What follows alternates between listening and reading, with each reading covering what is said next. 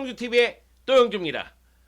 레알 마드리드가 킬리안 음바페 영입에 실패를 했습니다. 파리 생제르맹이 결국은 음바페를 잔류시키는 데 성공을 했죠.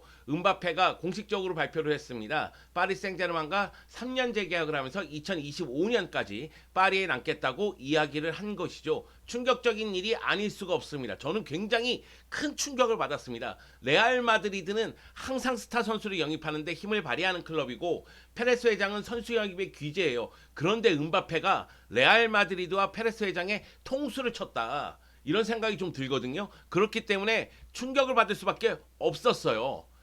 물론 음바페는 최근 인터뷰를 보면은 그런 이야기를 했죠. 나는 레알 마드리드라는 구단과 회장을 존중하기 때문에 이야기를 나눴고 내가 개인적으로 가지 않겠다고 말하는 것이 중요하다고 생각을 했다. 멀리 내다보지 않고 이번 재계약에 포커스를 맞췄다. 파리 생제르맹의 프로젝트에 동참하고 싶었다. 계약 기간이 3년이 끝난 뒤에는 내가 뭘 할 수 있을지 알 수 없고 내가 어디에 있을지 알 수 없다. 약간 묘한 뉘앙스를 남기기도 했습니다. 물론 음바페가 선수 생활 은퇴한 다음에는 프랑스에서 살아야 되죠. 그렇기 때문에 파리 생제르맹과 작별을 구할 때는 어떻게 해서든 아름다운 이별을 해야 되는 것도 맞습니다만 글쎄요, 레알 마드리드하고 이 정도로 이야기를 나누고 그리고 레알 마드리드 이적에 이 정도로 근접했었는데 마지막에 돌아선다? 저는 이런 장면을 거의 보지를 못했습니다. 이거는 레알 마드리드 입장에서도 자존심이 좀 상하는 일이 아닐 수가 없죠. 사실 음바페하고 페레스 회장이 이야기를 나누면서 거의 구두 합의는 다 이루어졌다는 이야기가 있었습니다. 페레스 회장이 음바페의 조건을 거의 다 받아들이면서 음바페를 레알 마드리드로 영입하기 직전이었는데 서류 작업은 없었다고 해요. 그 가운데에서 결국은 음바페가 잔류를 선택한 거죠. 그거는 제가 생각하기에는 알칼라이피 회장이 계속해서 설득했던 것이 효과를 보지 않았나 그런 생각이 좀 들기도 합니다. 음바페가 왜 태도를 바꿨을까? 이런 이야기도 굉장히 많습니다. 일부에서는 레알 마드리드가 너무 잘 나가기 때문에 자신이 레알 마드리드에 왔을 때 그 효과 그것은 좀 미비해지지 않을까? 나는 위기의 레알 마드리드의 구세주가 돼야 되는데 그러지 못하는 배경이 지금 조성이 됐으니까 그래서 음바페가 결국 태도를 바꾼 건 아니냐 이런 이야기도 있었고 일부에서는 레알 마드리드의 이적을 거의 확실시 했는데 이적 타이밍을 보고 있다. 오히려 지금은 남고 3년 뒤에는 레알 마드리드로 가는 것을 선택한 것이 아닌가 이런 이야기도 나오고 있죠. 다만 선수의 마음이 불과 며칠 사이에 바뀌었다면은 3년 뒤의 마음은 어떻게 바뀔지 모르는 거죠. 여하튼 음바페는 파리에 남았습니다. 자, 그러면 급해진 쪽은 어디냐? 레알 마드리드죠. 레알 마드리드가 음바페 영입에 공을 들인 이유는 레알 마드리드는 음바페 중심으로 공격 라인을 리빌딩할 생각이었던 것 같습니다. 무엇보다도 벤제마가 공격을 이끌어주고 있고 올 시즌도 미쳤죠. 크레이지 벤제마죠. 엄청난 활약을 펼치고 있죠. 하지만 벤제마의 나이가 많다는 것은 무시할 수가 없죠. 자, 비니시우스 올 시즌 터졌죠. 대단하죠. 하지만은 후반기 들어서 득점이 약간 기복이 있었고 그리고 비니시우스는 꾸준함을 보여줘야 되죠. 올 시즌뿐만이 아니라 다음 시즌도 잘하는 모습을 보여줄 필요성이 있는 것이죠. 그 가운데 음바페가 옴으로 인해서 비니시우스, 벤제마, 음바페 라인 그러면은 환상적인 이 3톱 라인이 구성되지 않을까 이런 기대감이 컸고 그렇게 만들어갈 생각이었습니다. 그리고 나서 향후 한 2, 3년 후에는 벤제마의 대안을 찾아서 최전방을 다시 한번 보강하는 방향으로 그러면 전체적으로 팀의 공격 라인은 리빌딩이 되는 거 아니겠어요? 그렇게 초점을 맞췄는데 음바페 영입에 실패를 했단 말이죠. 물론 레알 마드리드는 이번 여름에 수비 라인도 보강해야 되고 미드필더 라인도 보강해야 됩니다. 수비 라인에서는 안토니오 리디거 선수 영입이 거의 뭐 확실시 되고 있고요. 발표만 나왔다는 이야기가 있죠. 자, 그리고 미드필더 라인에는 오렐리앙 추아메니를 계속해서 영입하고자 노력하고 있습니다. 카마빈가하고 발베르데가 있기 때문에 추아메니가 온다면 미드필더 라인도 새롭게 에너지 넘치게 짤 수가 있는 것이죠. 문제는 공격 라인입니다. 최전방에 벤제마, 왼쪽에 비니시우스, 오른쪽에 누구냐? 물론 이번 시즌 막판에 호드리고가 정말 대단한 활약을 펼쳐줬어요. 챔피언스리그 맨체스터 시티전에서의 그 활약은 잊을 수가 없습니다. 그리고 오른쪽 라인에서 아센시오가 올 시즌 리그에서 두 자릿수 골을 넣은 것도 사실입니다. 하지만은 호드리고 아센시오 모두 뭔가 아쉬웠거든요. 왼쪽 라인에서 비니시우스를 앞세워서 공격을 전개하다가 오른쪽으로 볼이 넘어갔을 때 오른쪽에서 확실히 마무리 져줄 수 있느냐? 또는 왼쪽 라인에서 비니시우스를 앞서서 공격 전개를 굉장히 많이 가져가는데 오른쪽에서도 어느 정도 균형감 있게 공격 전개를 할 수 있느냐, 이런 문제들이 레알 마드리드에게는 있기 때문에, 그렇기 때문에 음바페 영입에 계속해서 집중했던 것 아니겠어요? 자, 음바페 영입에 실패를 했습니다. 그러면 레알 마드리드가 그냥 있느냐? 아닙니다. 레알 마드리드는 여름에 공격수를 영입할 겁니다. 근데 제가 생각하기에는 벤제마라는 확실한 존재가 있기 때문에 최전방보다는 측면 쪽에 신경을 쓸 가능성이 크지 않겠느냐. 그렇기 때문에 뭐 최근 잔류를 선택한 해리 케인이라든가 바르셀로나하고 연결되고 있는 레반도프스키라든가 이런 공격수들보다는 오히려 오른쪽 라인에 초점을 맞추지 않겠느냐? 아니면 누네스 같은 젊은 스트라이커 쪽에 초점을 맞출 수도 있겠지만 일단은 측면 쪽에 보강을 하고자 노력할 것으로 보이고, 그렇기 때문에 레알 마드리드가 원하는 공격수는 윙포워드일 가능성이 크다. 그래서 레알 마드리드가 연결되고 있는 윙포워드들이 누가 있는지 한번 알아보도록 하겠습니다. 첫 번째는 AC 밀란의 하파엘 레앙입니다. 하파엘 레앙 선수가 올 시즌 활약이 정말로 놀라웠어요. 진짜 대단했습니다. AC 밀란이 11년 만에 리그 우승을 차지하지 않았습니까? 클럽 역사상 19번째 스쿠데토를 차지했는데 그 중심에는 하파엘 레앙이 있었습니다. 하파엘 레앙이 올 시즌 공식 42경기에서 14골 12개의 도움이니까 공격 포인트가 많지 않다는 느낌은 들더라도 세리아에서는 11골 10개의 도움을 했습니다. 그리고 임팩트 있는 공격 포인트가 상당히 많았죠. 그렇기 때문에 올 시즌 세리아 MVP로 선정이 된 겁니다. 하파엘 레앙 같은 경우에는 음바페하고 스타일 자체가 좀 유사하다, 이런 이야기가 좀 있죠. 그만큼 스피드도 뛰어나고 드리블 도파도 뛰어나고 여기다가 득점력과 도움 능력도 갖추고 있습니다. 그리고 피지컬도 뛰어나요. 신장이 작지 않음에도 불구하고 무게중심이 낮은 그런 모습을 보여주면서 몸싸움에서 쉽게 밀리지 않는 모습까지도 보여주고 있습니다. 그리고 마지막 볼터치에서 문제가 있어서 공격 포인트를 양산하는 능력이 떨어진 것 아니냐, 이런 비판을 들었지만은 올 시즌에는 완전히 달라졌습니다. 마지막 선택, 마지막 집중력, 마지막 볼터치, 이런 부분들이 좋아지면서 골도 많이 넣었고 도움도 많이 기록을 했어요. 그리고 1999년생 아니겠어요? 아직은 어린 나이이기 때문에 이 선수가 레알 마드리드의 현재이자 미래로 성장할 수도 있는 거 아니겠습니까? 그렇기 때문에 하파엘 레앙에 대한 관심이 있는 것이죠. 문제는 뭐냐면 하파엘 레앙이 왼쪽과 최전방에서 주로 뛰어요. 그 얘기는 비니시우스하고 위치가 겹친다는 거죠. 그러면은 결국 하파엘 레앙이 오른쪽에서 뛰어야 되는데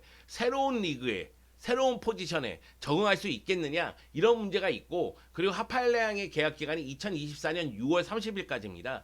AC 밀란 입장에서는 에이스를 내주는데 금액을 엄청나게 세게 매기겠죠. 물론 내주지 않을 가능성이 더 농후하기도 합니다. 그래서 하파엘 레앙의 영입 가능성은 그렇게 크진 않을 수도 있다, 그렇게 보는 거죠. 그러다 보니까 다음 후보들에 대한 관심도 높아지고 있습니다.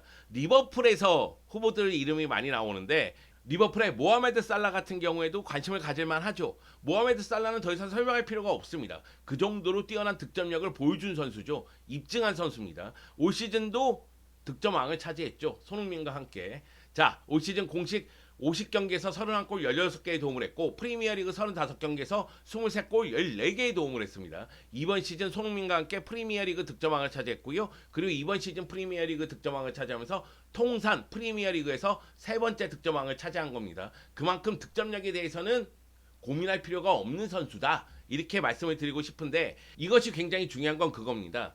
결국 모하메드 살라가 오면은 비니시우스, 벤제마, 살라가 같이 공격 라인을 구성하게 되고 살라는 오른쪽 라인에서 워낙에 잘하는 선수이기 때문에 전술적으로도 큰 문제는 없다. 그리고 두 번째는 뭐냐면은 살라는 벤제마에 이어서 득점 지원을 할 수 있는 선수잖아요.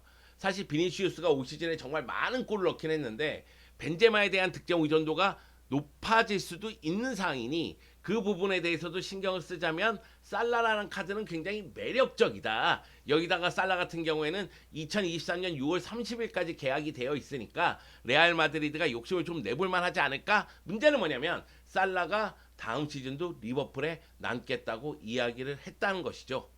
그렇기 때문에 살라의 영입은 쉽지 않을 것 같습니다.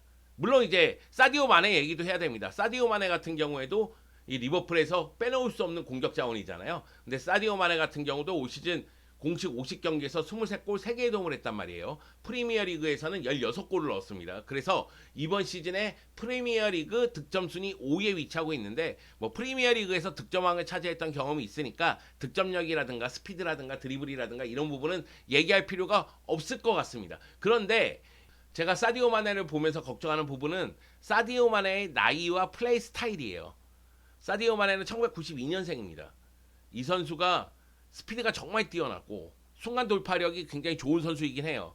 근데 나이가 이제 30대를 넘어가면은 체력적인 부담이 따르면서 자신의 플레이 자체를 계속해서 유지하기 어려워질 수도 있어요. 또 한 가지는 레알 마드리드는 젊은 선수를 원합니다. 네, 30대 이상의 선수가 영입돼서 뛴다면은 그건 리빌딩이라고 보기엔 좀 어려울 수도 있으니까. 사실 팀이 좀 어려우면 나이가 많은 선수들을 영입해서 2시즌 내지 3시즌 활용한 다음에 다시 한번 바꾸는 것도 하나의 방법이지만 지금 레알 마드리드는 어려운 상황은 아니잖아요. 라리가 우승 차지했고 챔피언스리그 결승전 갔으니까 그 점을 고려했을 때에는 사디오 마네의 영입 가능성도 크진 않겠다.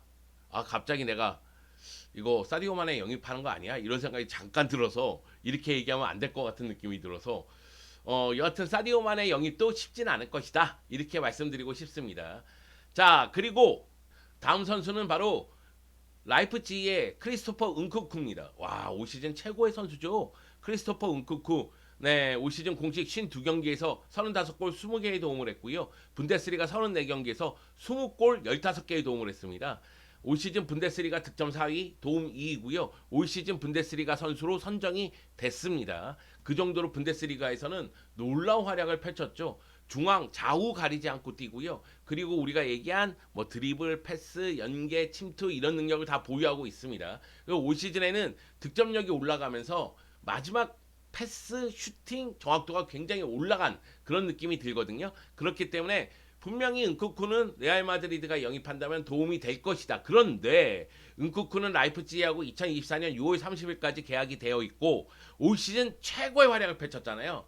그러면 영입하기가 상당히 어려워질 수도 있죠. 라이프치히가 막 가격을 올리고 안 판다 하고 막 이러다 보면 협상하는데 어려움이 따를 수도 있을 것으로 보입니다. 그리고 또 은쿠쿠가 레알 마드리드에서 뛰어난 활약을 펼칠 것이다.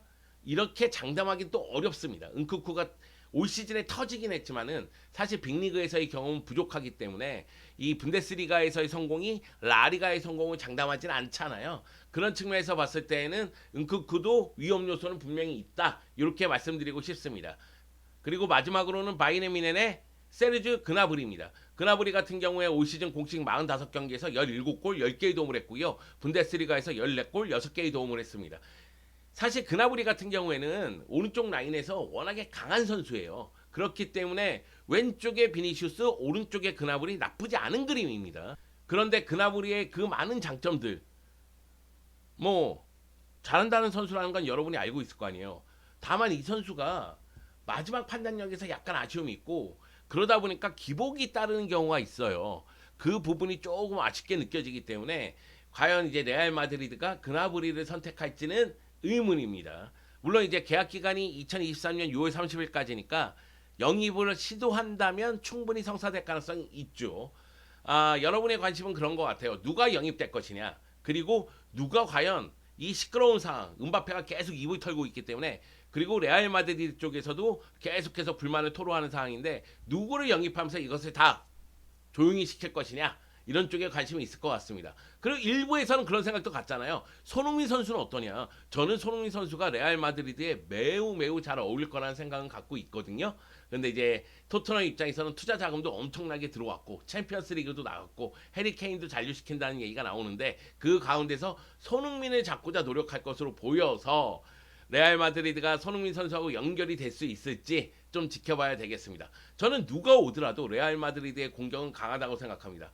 가장 확실한 원투펀치 벤제마하고 비니시우스가 있어요. 여기에 제3의 펀치가 들어올 수 있느냐의 문제거든요. 이 부분에 대해서 페레스 회장과 레알 마드리드가 한 차례 통수를 당했기 때문에 해결할 수 있을 거라 보입니다. 제가 언급한 이 선수들 외에도 다른 선수를 영입할 수도 있으니까요. 레알 마드리드의 여름을 지켜봐야 되겠죠. 이번에 레알 마드리드의 여름은 정말로 뜨거울 것 같습니다. 뜨거운 여름을 보내기 앞서서 챔피언스리그 결승전에서 리버풀을 제압할 수 있느냐가 매우 중요하죠.